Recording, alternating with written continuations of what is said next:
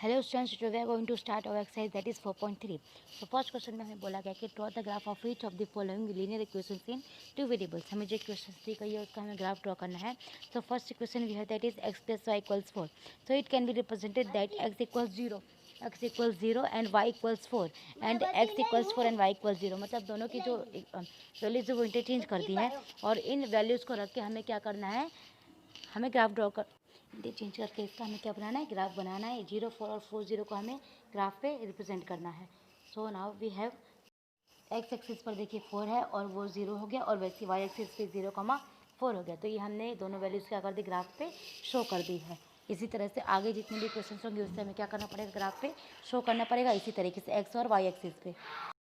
Now second we have that x minus y equals 2। अब इसमें भी क्या करना है हमें, जैसे x है, ठीक है, तो उसकी जो वैल्यू है वो 4 2 आ गई और 2 0 आ गई। इसी तरीके से हमें इनको भी रिप्रेजेंट करना है किस पे, ग्राफ पे। तो देखिए उसके लिए हमें क्या करना पड़ेगा, तो एज इट इज़ हमने वही x एक्सिस वाई एक्सिस पे 2,0 हो गया और 4,2 होगा। इसी तरीके से हमने दोनों को रिप्रेजेंट कर दिया। देखिए now third question we have that y equals to 3x, that is it can be observed that x equals -1 y equals -3 as it is x equals 1 and y equals 3। मतलब एक बार x की value -1 और 1 ली है और दूसरी बार y की value -3 और 3 ली है। तो इसी तरीके से हमने उसे भी ग्राफ पर रिप्रेजेंट किया है जैसे कि एक्स वाई है। तो x एक्सिस में देखिए नीचे -1,3 आ गया और वैसे y एक्सिस के लिए 1,3 आ गया। Next, fourth we have that 3 is equals to x plus y. So it can be observed that x equals 0, y minus 3 and x is equals 1 and y is equals 1. So we have one solutions only, that is y is equals 0 1 and y is equal x is equals 0 1 and y is equals 3 1. So देखिए इसे भी हमने represent किया है graph पे, that is 0,3 and y axis पे आगे 1,1 और नीचे जो इक्वेशन है वो क्या हो गई, 3 is equals to x plus y. ये वो इक्वेशन जिसमें हमने जिसके सॉल्यूशंस निकाले और हमने इसे रिप्रेजेंट किया है दो सॉल्यूशंस को, that is 0,3 and 1,3। Then question second we have that give the equations of two line passing through 2,14. How many more such lines are there and why?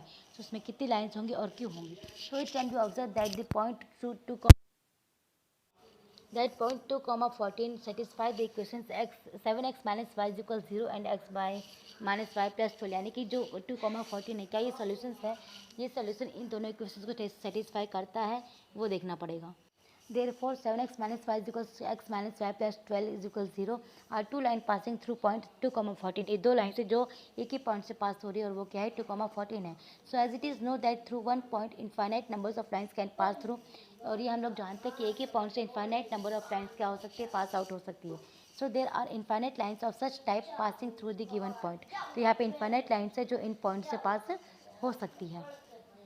Next we है question third कि if the point 3,4 lines are passing the graph of the equation 3y equal sin x plus 7 find the value of x। हमें यहाँ पे एक ही value find out करनी है कि putting x equals 3 and y equals 4। x की जगह हमें 3 रखना है और y की जगह 4 रखना है क्वेश्चन में। तो 3y इक्वल्स 9x प्लस 7 यानी कि 3y 4 हो गया एंड 9x यानी कि 3 plus 7. So 3 4 is 12, 9 3 is 39 plus 7.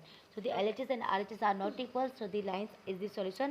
What will be there? So the value of A is 5/3. Next question we है question 4 that the taxi fare in a city was.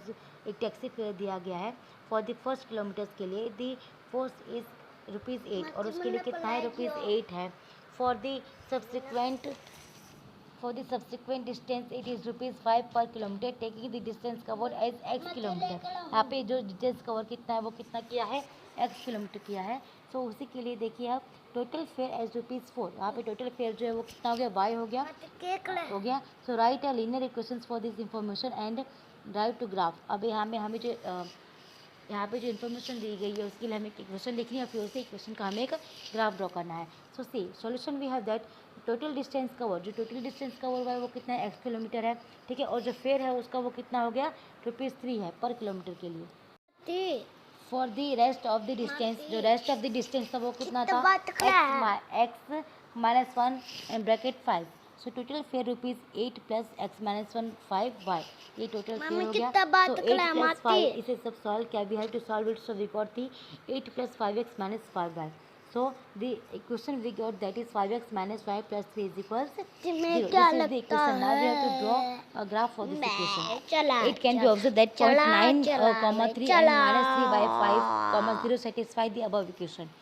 अब ये जो दो सॉल्यूशन है, ये ऊपर वाली जो इक्वेशन है उसे सेटिस्फाई कर रहे हैं. तो next we have to draw the graph for that.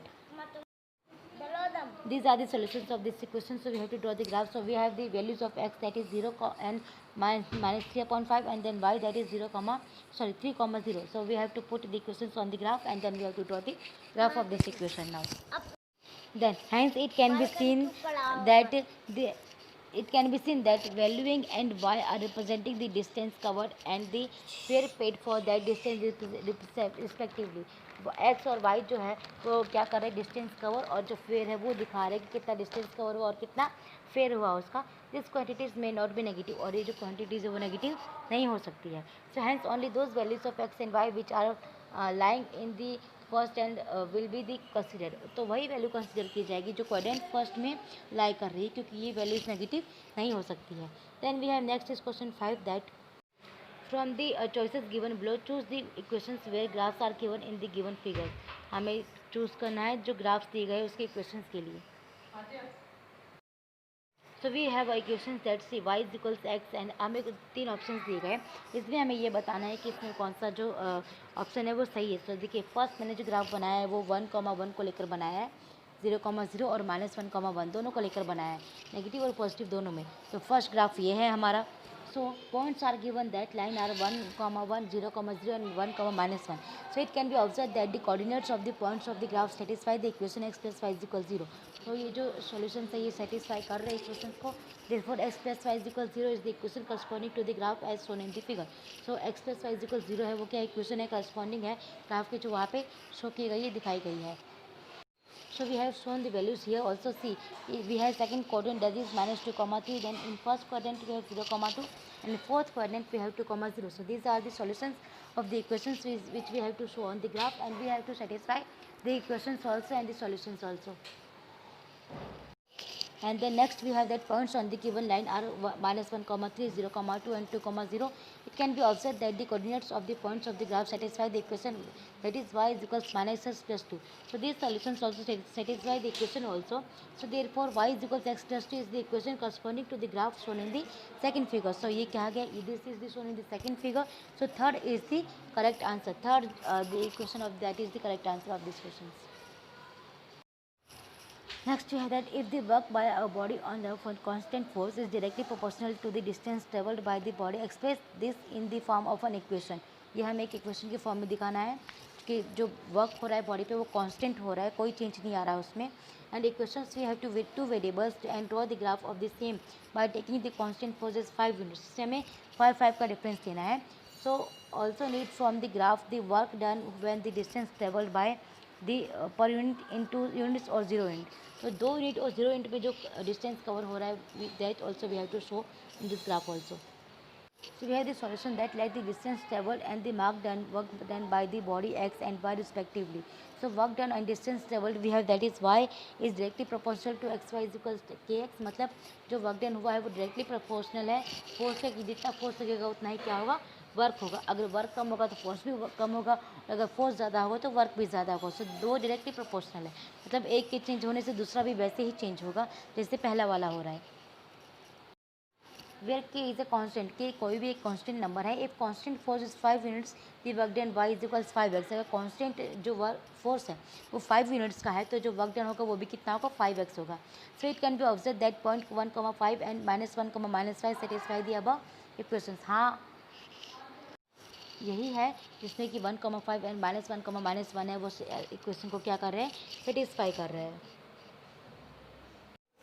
So now next we have that these are the solutions of this expression. The graph of the equation is constructed as follows. तो अब ये जो solutions आए हैं हमें जो मिले हैं इन equations के, इसमें हमने ग्राफ बनाया है. देखिए पहला हो गया है 1,5 फर्स्ट क्वाड्रेंट में, एंड थर्ड क्वाड्रेंट जो इसमें कितना हो गया, -1,5 हो गया. तो ये किसका है, y इज इक्वल्स 5 एक इक्वेशन है जिसकी ये सॉल्यूशंस आए हैं. So we got x axis and y axis both the equations, x axis and y axis both the solutions we got the, yeah, and we have represented the solutions on the graph. Now, next we have from the graphs it can be represented that the value of y corresponding to x equals to is 10. अब यहाँ पे बोला गया कि जो value है वो कितनी है 10 है. So this implies that the work done by the body is 10 units. यानी कि ये बताती है कि जो वर्क हुआ है बॉडी के थ्रू वो कितना हुआ है 10 यूनिट्स का हुआ है. So when the distance traveled by its is 2 units. और कब हुआ ये जब 2 यूनिट्स में डिस्टेंस ट्रेवल हुआ है तब जाके इतना फोर्स लगा है उस बॉडी के through. Then next second we have that from the graph it can be seen that the value of y corresponding to x कि जो वैल्यू है y की वो x से corresponding है क्योंकि x किसके इक्वल है 0 के इक्वल है. So it is 0. So this implies that the work done by the body is 0 units when the distance traveled by is it 0 unit. कि जब डिस्टेंस 0 यूनिट ट्रेवल हुआ तो जो वर्क डन हुआ वो भी कितना हुआ 0 ही हुआ. Okay, now next question we have that is second. Yamini and Fatima, two students of class 9th of a school. ये दो स्टूडेंट है क्लास 9th के स्कूल में. टुगेदर कॉन्ट्रीब्यूटेड ₹100 कॉन्ट्रीब्यूट किया ₹100 towards the prime ministers relief fund. Prime minister का जो relief fund था उसमें हेल्प करने के लिए. सो हमें इसकी इक्वेशन बनानी है और फिर उसका ग्राफ ड्रॉ करना है. And the solutions we have to find out which satisfy the equation also. Then we have that let the amount that Yamin and Fatima contributed be x. हमने उस अमाउंट को क्या ले लिया x and y ले लिया towards the prime minister's relief fund. So amount of contributed by Yamini plus amount of contributed by Fatima यानी कि 100x plus y is equals 100 हो गया. So it can be seen that 100,0 and 0,100 satisfy the above equation. तो ये दो solution है जो क्या करेंगे सेटिस्फाई करेंगे the above equations of the that is 100,0 and 0,100 will satisfy the above equation of the given we have given there. So next we have the represented graph that is we have to on x-axis and y-axis we took the distance between the numbers that is 20 to 20 and 20, and then on y-axis we also took the 20 between the differences of the two numbers. So we got x plus y is equals 100. This is the equation, and the solution we got that is 0,100 on y-axis, and on x-axis we got 100,0. So this is the graph which represents the contributed fund by the Fatima and the other girl. Hence it can be seen that variables and x and y are representing the amount contributed by Yamin and Fatima. तो x और y क्या कर रहे हैं उन amount को contribute कर रहे हैं उन रिप्रेजेंट कर रहे हैं जो उन्होंने कंट्रीब्यूट की यामिन एंड फातिमा ने. And this quantities can be negative. और ये जो क्वांटिटी है ये नेगेटिव कैन नॉट ये नेगेटिव नहीं हो सकती हैं. Hence only those values of x and y which are lying in first quadrant will be consider. तो वही वैल्यू कंसिडर की जाएंगी जो क्वाड्रेंट फर्स्ट में लाइक कर रही है और जो क्वाड्रेंट्स में लाइक कर रही है वो वैल्यू नहीं कंसिडर की जाएंगी. Then next we have given that question 8 in continuous like USA और जो कनाडा है उसमें फ़ारेनहाइट यूज़ किया जाता है to continue. And in India we are using Celsius. Here is a linear equation the converts Fahrenheit to Celsius. F is equal 9.5 C plus 32. ये है जो फ़ारेनहाइट को सेल्सियस में कन्वर्ट करता है. So first we have draw the graph of the linear equation above using Celsius for x-axis and Fahrenheit for y-axis. Celsius है उसे x-axis पे लेना है और जो Fahrenheit है उसे y-axis पे लेना है और इस तरीके से हमें दोनों की वैल्यूज़ के लिए ग्राफ बनाना है. सो F is equal 9.5 C plus 32. तो यहाँ पे ये क्या बोला गया है कि ये एक इक्वेशन है जो Fahrenheit को सेल्सियस में कन्वर्ट करती है. So see it can be observed that point 0,32 and -40 satisfy the given equation. तो ये solutions है जो equations को satisfy कर रहे हैं. So these point are the solutions of this equation. The graph of the above equations is constructed. तो ये ग्राफ है जो हमने बनाया जिसमें कि y एक्सिस में 0,40 है and on negative side of x axis we have -40, -40. So first is Celsius and the second is Fahrenheit. So we have represented on the graph these values also will satisfy the equation. Now we have that second Fahrenheit is equals 9/5 C plus 32. So there is Fahrenheit we have given the value of Fahrenheit that is 95. So by replacing the Fahrenheit with 95 is equals 9/5 C plus 32. So we got the value of C that is 35. Then third we have temperature that is 95 Fahrenheit. The temperature in Celsius is 35 degrees Celsius. जो temperature Celsius में है वो 35 degree Celsius है. So if C is equal 0 degree Celsius then Fahrenheit is equal 32 degree Celsius. तो देखिए वैसे ही Fahrenheit is equal 9.5 C plus 32 है. So after this solving we got the Fahrenheit is equal 86 degree. Fourth in Celsius is equal 0 degree Celsius यहाँ पे बोला गया है. Then the Fahrenheit is equal 86 degree Celsius. So Fahrenheit is equals 9/5 C plus 32 is equals 32. यहाँ पे जो Celsius 9/5 Celsius था उस सेल्सियस है उसकी जगह पे हमें वैल्यू पुट कर देनी है. So Fahrenheit is equal 0 degree Fahrenheit. So we have जो Fahrenheit है उसकी जगह 0 लिख दिया. So we got the 9/5 C plus 32. Okay, so 32 उस साइड गया तो माइनस में हो गया. तो C is equals -160/9.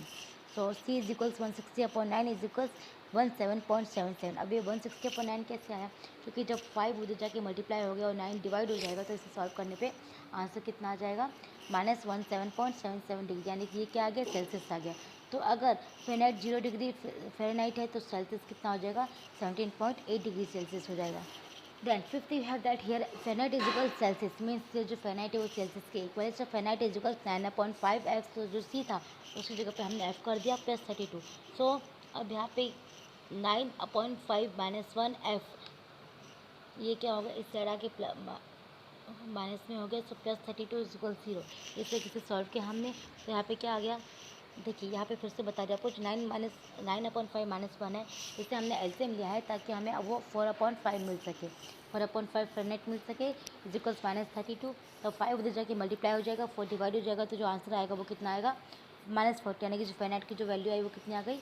-40. Then yes there is temperature -40 degree Celsius which is numerically the same in the both Fahrenheit and Celsius. This is the value -40 degree which is equal in Fahrenheit also and in Celsius also. Both are equal in numerical. So here our exercise will be completed and next video we will do next exercise, that is exercise 4.3. If you have any doubt about related to this exercise, please message me or contact me so I can make a video to solve your problems also. Till then, thank you.